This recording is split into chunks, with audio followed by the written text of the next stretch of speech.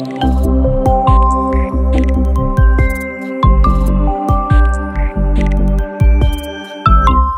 you remember, in our first lectures, at the beginning, we considered only one atom. And we were able to define the electron structure of this atom.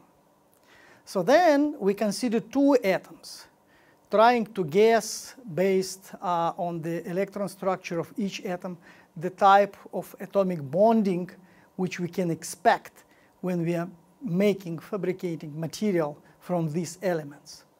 However, in general, you know that material involves not two atoms, but millions, billions of them. And it appeared that these millions of atoms, they arranged in some very special structures, so-called crystal structures. So in this lecture, I will introduce some very basics of the crystal structure level of materials, and then we will consider several examples how this level of structure, which is on the order now of 10 and more angstroms, define the material properties. So, indeed, so materials packed, if you want, in some very special structures, so-called crystalline structures. And so it means that atoms pack in periodic 3D arrays, all of them, metals, ceramics, some polymers also. This packing can be indeed very nicely organized to have very nice periodic structures. However, also you know that in some cases, same millions of atoms can be not arranged in these nicely arranged structures, and they don't have the periodic packing on the large distance. And in this case, we are talking about the non-crystalline materials, amorphous materials. One of the best examples, which for sure you know, so are glasses. So, and this screen just demonstrates you that same kind of material, let's say silicon oxide, can be arranged in the long periodic arrays, 3D arrays. In this case, we are talking about the crystalline structure, or silicon oxide glasses can be not arranged in this specific periodic packing. They may have some very complex structures, and in this case, we may talk about glasses or amorphous materials. Of course, all these two terms, crystalline and amorphous, currently sounds very qualitative for you, and one of the goals of this lecture, of this part of the course, is just to give you a little bit more deeper insight about the difference between the different crystalline structures, as well as difference between the crystalline and amorphous structures. So this screen gives you some example of glass materials, not crystalline materials, which include glasses. And you know that they have very specific properties, including same very high temperature, but on the other hand, you can easily fabricate materials with complex form from them.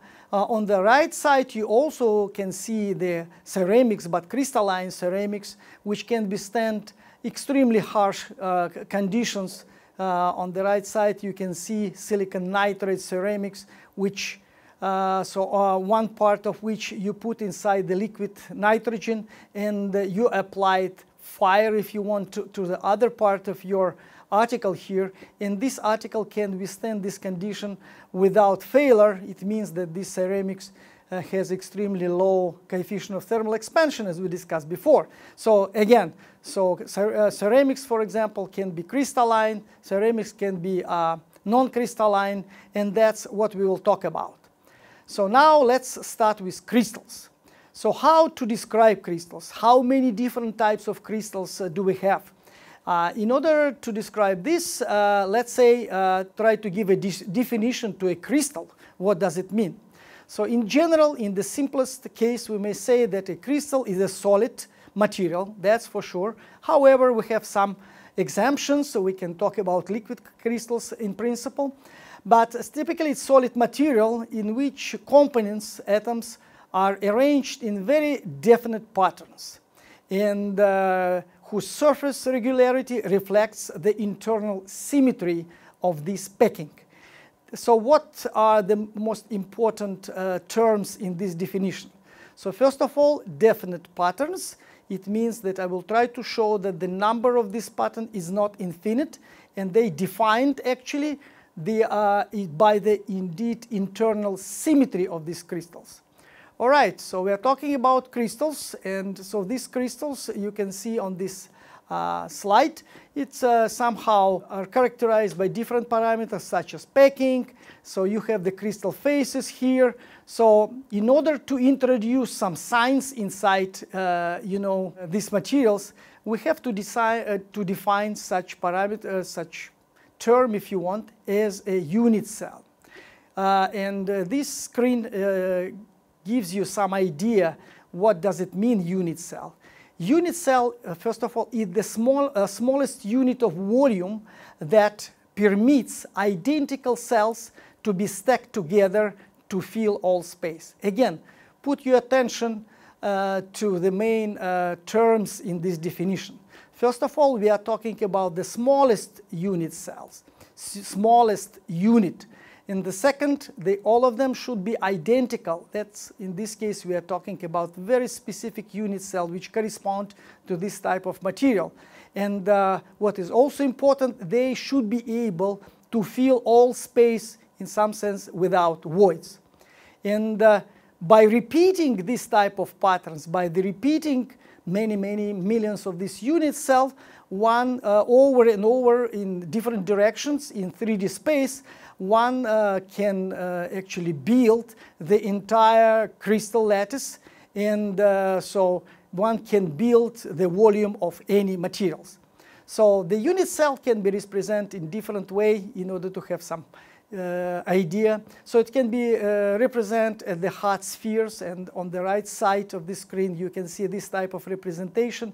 And the unit cell is also somehow outlined on this figure, or it can be represented the lattice points. See on the left side you see some kind of cube with some atoms, the blue are atoms, so somehow distributed in this unit cell. The question is, how many types of lattice do we have? So how many different lattice with different densities we can obtain? Are they infinite numbers or it's finite, and so on and so forth? Let's talk about this.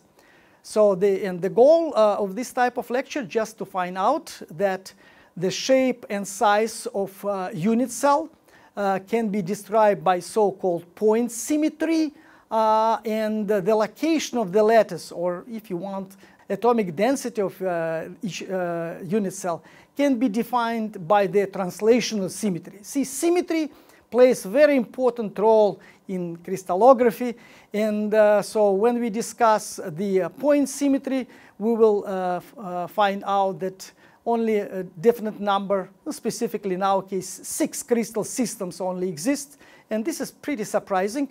And when we'll then discuss the location of lattice point in each let's say specific crystal system, we will talk about the different type of Bravais lattice, and altogether they will define almost every typical crystal cells which we can find in nature. So let's talk about symmetry, and let's talk about let's talk about how many crystal structures, crystal cells, crystal systems we may have. So first of all, don't forget, so by definition, this unit cell need to be able to stack to each other in order to fill all space. Now, this screen in some sense demonstrates this kind of statement.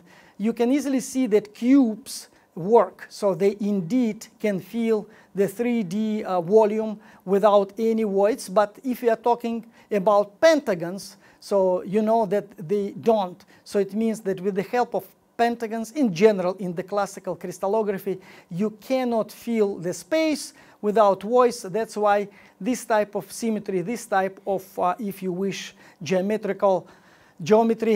cannot be, should not be considered as a part of the crystal system.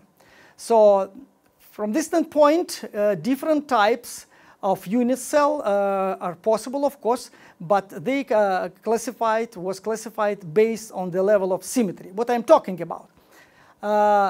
First of all, let's see the following way. Instead of talking about the specific geometry or the specific 3D structure, I will just ask you questions. Do you know any kind of geometry which has, let's say, perfect symmetry? It means that has infinite type of symmetrical operations which can be applied to this object. So they will remain the same. And if you think you will provide me the right answer, every time students provided me the right answer, they say, of course, professor, we know it's a sphere. And what is important here? Here it's important that I can define by the set of symmetrical operation any kind of shape of object which exists in 3D volume. So I don't need even to give you a picture or give you a term.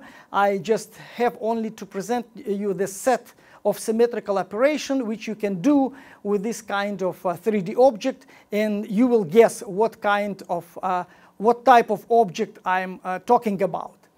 And that is very, very important. So indeed, in the case of spheres, so we have infinite plane of symmetry which passes through the center, and infinite rotational axes also are present.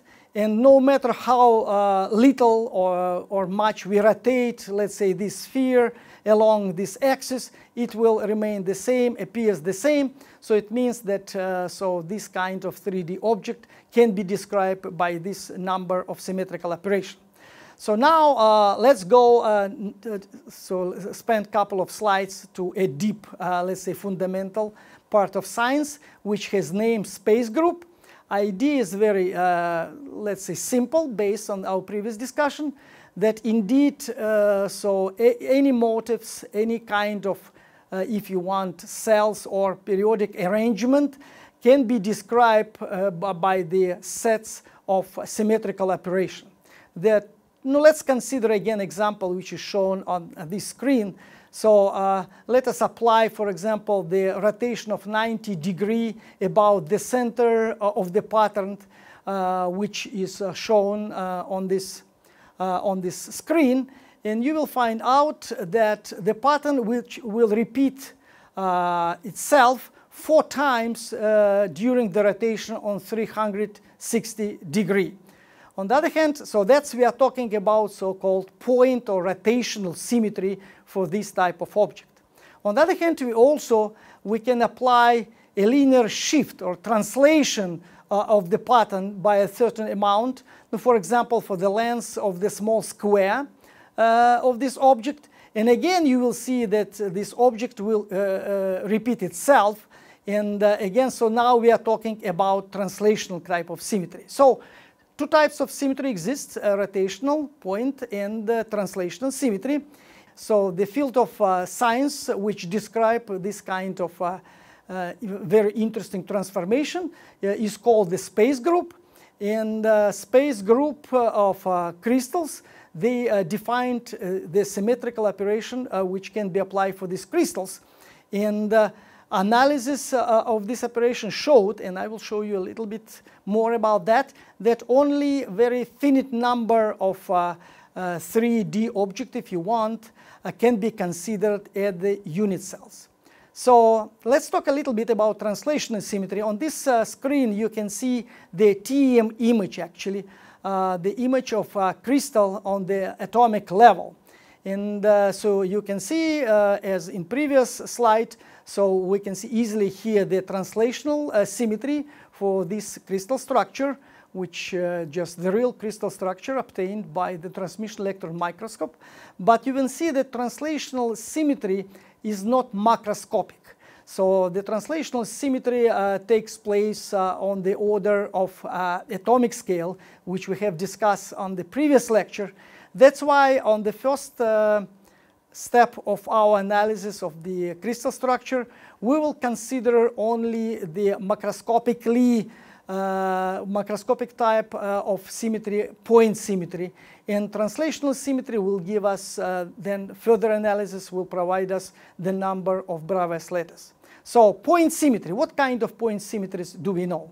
First of all is just reflection in a point, or inversion, and I believe in general you know what I'm talking about, and next slide will demonstrate you what does it mean, and we will talk about center of symmetry in this case. The second type of symmetry is reflection in a plane, or mirror symmetry. I believe you also feel what does it mean. Rotation about the imaginary axis, or rotational symmetry, for sure also very well known for you. And the last one, not so known, so-called rotation and after inversion, or rota inversion. So I will give you example, and you will understand what does it mean. So in general, it was shown only these 4 types of point symmetries should be considered in order to describe all known classical, let's say, unit cells, crystals. So center of symmetry, that's a screen, demonstrate you what does it mean. The item consists of 2 asymmetric faces, as you can see, and every part of the item can also be found on the opposite side of some point. In this case, it's just center of symmetry at the same distance. So this is reflection in a point, or inversion. So mirror symmetry, this screen demonstrates mirror symmetry, and you can see that many letters, for example, they do have mirror symmetry. Moreover, put your attention that some letters have mirror symmetry in 2 directions, some only in 1 direction, horizontal, the other only the vertical mirror planes, doesn't matter.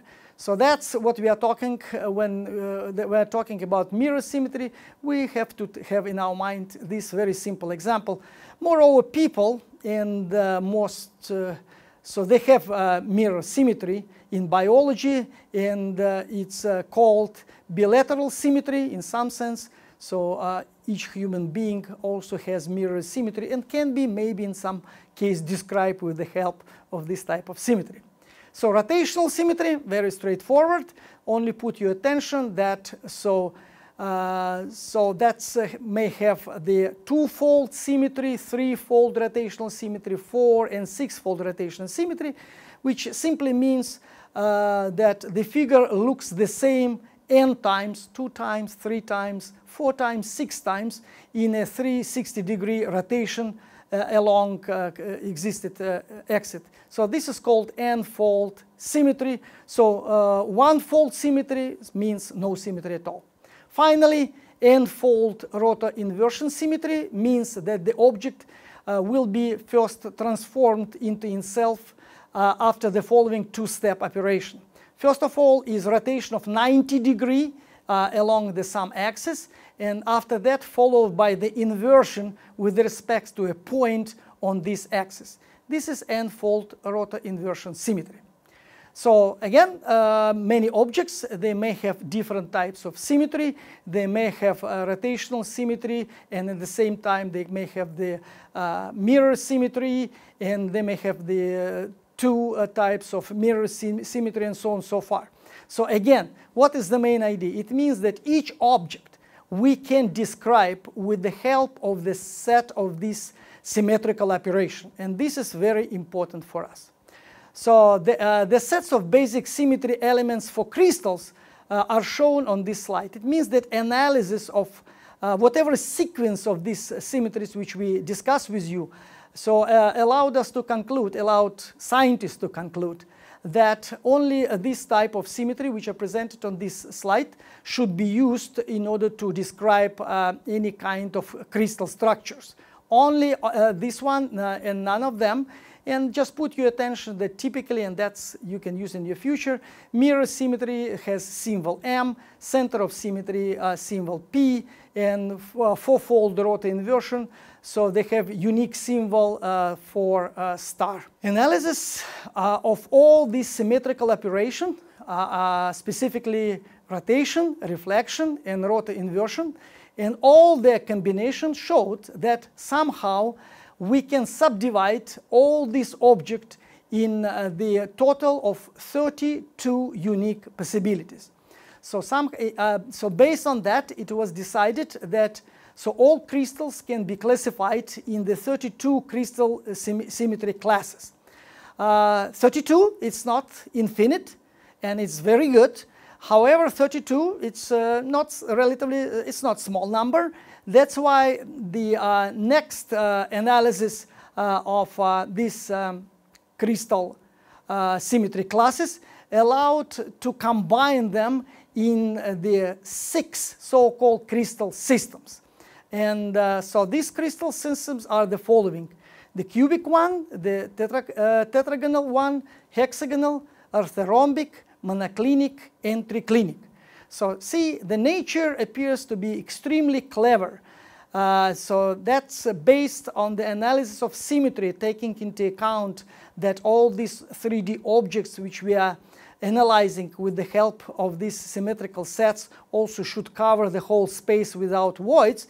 So nature gives us only a very small, I want to say, number of the crystal systems which may exist in nature. And that's a system we will talk about. So first of all, we have to consider we will use the crystallographic axis. You will see this crystallographic axis A, B, C in order to define these different crystal systems. And using this axis, it's easy to define them. And let's start with the cubic or isometric system. So in this case, it's very easy to say that all objects which do have the crystallographic axis equals to each other and they intersect under the right angles, they belong to the cubic system.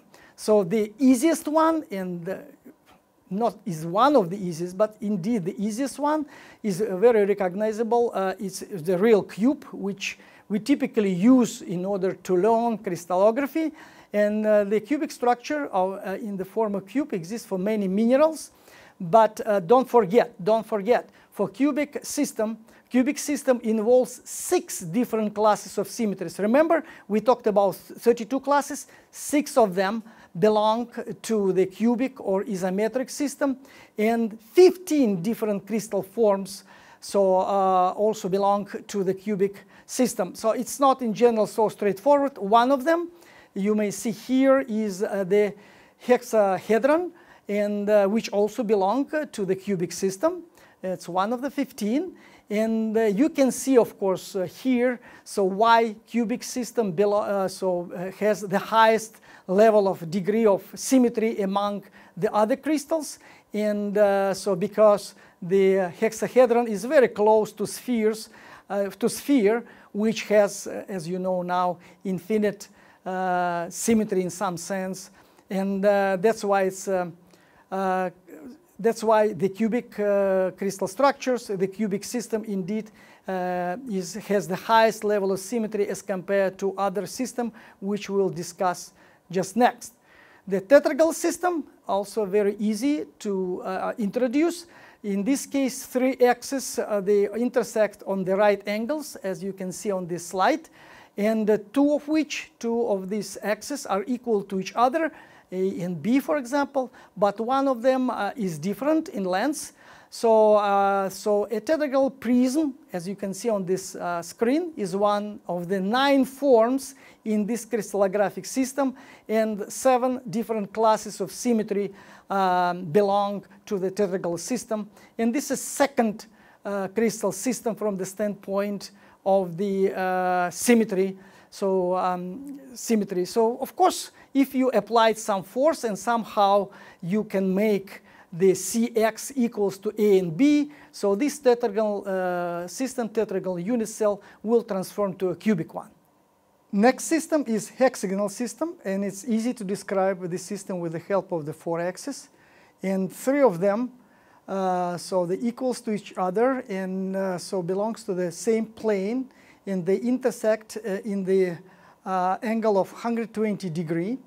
And the force xc may be longer or shorter than the other 3 axes, and it's the normal to the plane to which belong the axis A1, A2, and A3.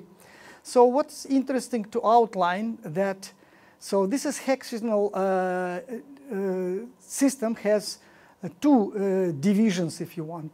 One is hexagonal division, which has 7 classes and 6-fold symmetry. And also there is a trigonal division, which involves the 6 forms and the 5 classes and has 3-fold symmetry. In some classification, this trigonal division is outlined as a special so-called rhombohedral crystal system. That's why in one book you can find 6 crystal systems, in the other 7 crystal systems. So then we go to the orthorhombic system, which also is characterized with the help of the 3 axes. In this case, all 3 axes are not equal to each other, while they still intercept under the 90-degree angle. These kind of 3D objects, if you want, and one of them, pinacoid, so is shown on this screen, has 3 symmetry classes and only 2-fold axis of rotation and 1 mirror symmetry. Monoclinic system, again, so in this case, all 3 axes are not equal to each other, and while 2 angles of intersection, so equals to 90 degree, the one angle between, for example, this alpha and gamma is not equal to 90 degree. Less level of symmetry for this monoclinic system. This system involves 3 classes only and has a 2-fold axis of rotation and mirror symmetry. Example, monoclinic prism is shown on this screen. Finally, triclinic system with and the triclinic pinacoid is shown on this slide, has all 3 axes which are not equal to each other, and all angles of intersection of this axis, they're not equal to 90 degree. Only 2 symmetry classes here, and they do have 0 or 1-fold axis symmetry. So let's conclude, and that's in general, you know, we are just refresh your mind. So we outlined 6 classes of symmetry, and cubic class or isometric system, it has the highest level of symmetry, while the last triclinic system almost 0 symmetry. What is important? Why we are talking about this? So here in this lecture, while this is the topic of a very detailed investigation of the course of crystallography, just in order to understand and in order to remember that these classes, this number of symmetries, they are coming not from the ceiling, and they are coming based on the detailed analysis of different symmetrical operations which can be applied for the different 3D objects, and just having a criteria that these objects should cover completely without voids this 3D space, only very specific number of unit cells can be outlined, which in principle described almost all, I want to say, the crystals which were found in nature. So the next and the last part of this lecture is devoted now to the translational symmetry. So assume now that we do have, let's say, cubic structure. So now the question is, so how atoms can be arranged inside this cubic structure, and or, for example, what atomic density one can reach in different type of crystal lattice. And this is very interesting also questions. And again, so it was found that not infinite number, but very finite number of such kind of Bravais lattice exist in nature. Why Bravais lattice? Because indeed the French scientist Auguste Bravais in 1850, based on the analysis again of different 3D structure, found out that only 14 types of unit cells are compatible with the orderly arrangement of atoms which could be found in crystals. So, and all these 14 Bravais lattice on one hand are shown on this screen. However, we will go now one by one in order you can refresh your mind about what kind of Bravais lattice we are talking about. So again, cubic or isometric cell can exist in three different forms. So first of all, we are talking about the simple cubic system or primitive cubic system, and it's shown on this slide on the very left, and letter P is used in order to define this type of cubic structure. The next one is so-called body-centered cubic, when we do have one atom which belongs to this unit cell in the middle of the cubic system, while again 8 atoms are sitting at the edge of the cube. And finally, we are talking of so-called face-centered cubic, FCC structure, and letter F is used in order to define this Bravais lattice. And in this case, we do have atoms sitting in the middle of each face of the cubic structure. In the theoretical crystal system, we do have two types of Bravais lattice. One is primitive again, as we described before, and the other one is body-centered. So when the additional atom is sitting in the center of the cell. Put your attention that the C-type or base-center structure doesn't exist because it's simply will be a primitive cell with a smaller cross-section of the unit cell. So a rhombic cell has 4 different Bravais lattices, which include P, I, C, and F, means primitive, then body-centered, then face-centered, and then base-centered structures. Orthorhombic again has 4 different Bravais lattices of P, I, C, and F, as we described before.